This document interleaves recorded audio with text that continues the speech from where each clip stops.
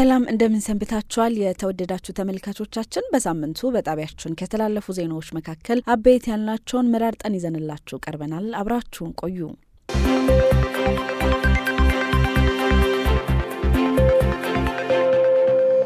የቀርሜሎስ ማርያም ዓመታዊ ክብረ በዓል በታላቅ መንፈሳዊ ድምቀት ተከበረ። በኢትዮጵያ ካቶሊካዊት ቤተክርስቲያን በአዲስ አበባ ሀገረ ስብከት ዓመታዊው የቀርሜሎስ ማርያም ክብረ በዓል ሐምሌ 12 ቀን 2018 ዓ.ም በታላቅ መንፈሳዊ ድምቀት ተከበረ። የዕለቱን መስዋዕተ ቅዳሴ የመሩት ከካፑችን ታናናሽ ወንድሞች ገዳም ክቡር አባ ገብረ ወልድ ገብረ ጻዲቅ እመቤታችን ቅድስት ድንግል ማርያም አንድያ ብትሆንም በዓለማችንም ሆነ በሀገራችን ክብረ በዓሏ በተለያየ ስያሜ እንደሚከበር አንስተዋል።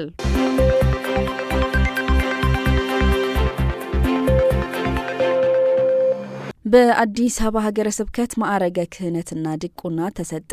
ሐምሌ 11 ቀን 2018 ዓ.ም በአዲስ አበባ ሀገረ ስብከት ጉለሌ በሚገኘው የቅዱስ ፍራንቺስኮስ ቁምስና ማዕረገ ክህነትና ድቁና ተሰጠ። የማዕረገ ክህነትን ዲያቆናት ይስሐቅ አብርሃም፣ ሀብታሙ ገብረ ኢየሱስና ዮሐንስ ወልዴ ሲቀበሉ፣ ጥላሁን ጩርፌ ማዕረገ ዲቁናን ተቀብሏል። በዕለቱ መስዋዕተ ቅዳሴውን በማሳረግ ማዕረገ ክህነትና ድቁና የሰጡት የአዲስ አበባ ሀገረ ስብከት ተሰያሚ ሊቀ ጳጳስ ብፁዕ አቡነ ተስፋ ስላሴ ካህናቱ ራሳቸውን ለወንጌል በመስጠታቸው አመስግነው እረኛችን ጌታ ኢየሱስ ክርስቶስ በጎቹን እንደሚያውቅ የቤተ ክርስቲያን አገልጋዮችም ምእመናንን በማወቅ አብረው መጓዝ እንደሚገባቸው መክረዋል።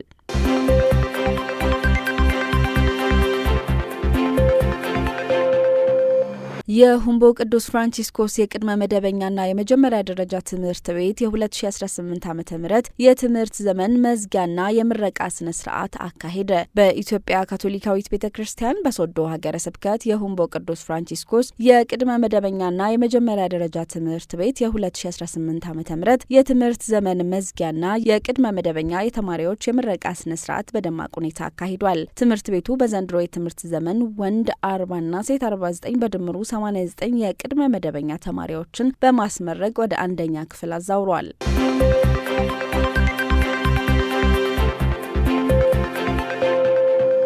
የባህር ዳር ደሴ ሀገረ ስብከት በግጭት ምክንያት ለተፈናቀሉ ወገኖች የምግብ ድጋፍ አደረገ። የባህር ዳር ደሴ ሀገረ ስብከት ጽሕፈት ቤት በግጭት ምክንያት ከተለያዩ የአማራ ክልል አካባቢዎች ተፈናቅለው በባህር ዳር ከተማ ለሚገኙ ወገኖች የዱቄትና የዘይት እርዳታ አደረገ። ድጋፉ በባህር ዳር ከተማ አስተዳደር በበላይ ዘለቀ ክፍለ ከተማ አስተዳደር ጽሕፈት ቤት በኩል ለተፈናቃይ ወገኖች የተሰጠ ሲሆን የባህር ዳር ደሴ ሀገረ ስብከት ጽሕፈት ቤት ከካቶሊክ እርዳታ ድርጅት ጋር በመተባበር ድጋፉን አቅርቧል።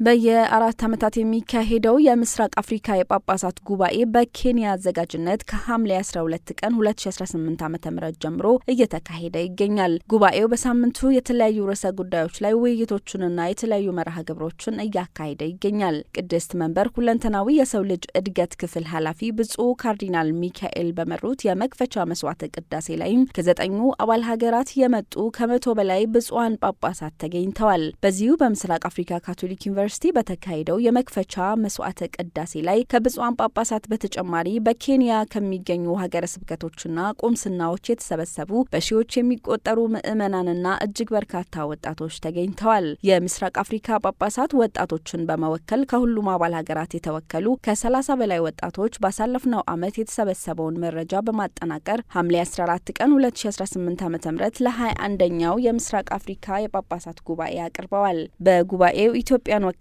የኢትዮጵያ ጳጳሳት ጉባኤ ወጣት አስተባባሪና 2 ወጣቶች ተገኝተዋል።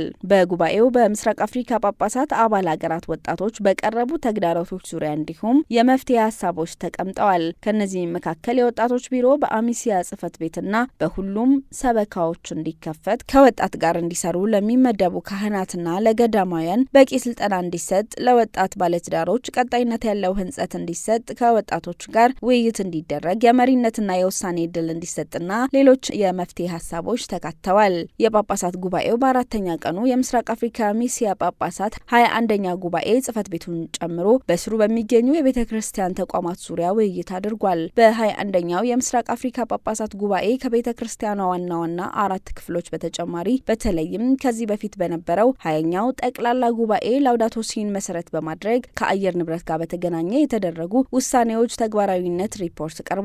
ስለ ጽሕፈት ቤቱ ፋይናንስ ፋይናንስና አስተዳደር ጉዳይም እንዲሁ ገለጻ ተደርጓል። 21ኛው የምስራቅ አፍሪካ ጳጳሳት ጉባኤ የተካሄደበት ያለው የምስራቅ አፍሪካ ካቶሊክ ዩኒቨርሲቲ እቅዶቹንና ተግዳሮቶቹን ለጉባኤው አቅርበዋል። ከዩኒቨርሲቲው በተጨማሪ በርካታ የቤተ ክርስቲያን አጋር ተቋማት ተገኝተዋል። ዘንድሮ ጉባኤው ሲኖዶሳዊ ጉዞ ከወጣቶች ጋር የአንድነት፣ የተስፋ፣ የፍትህና የመልካም አስተዳደር ድልድይን መገንባት በሚል መሪ ቃል ከሁሉም አባል ሀገራት ጳጳሳት፣ ካህናት፣ ደናግላን፣ ወጣቶችና በተለያዩ ኃላፊነቶች የሚሰሩ ተወካዮች በተገኙበት እየተካሄደ ይገኛል።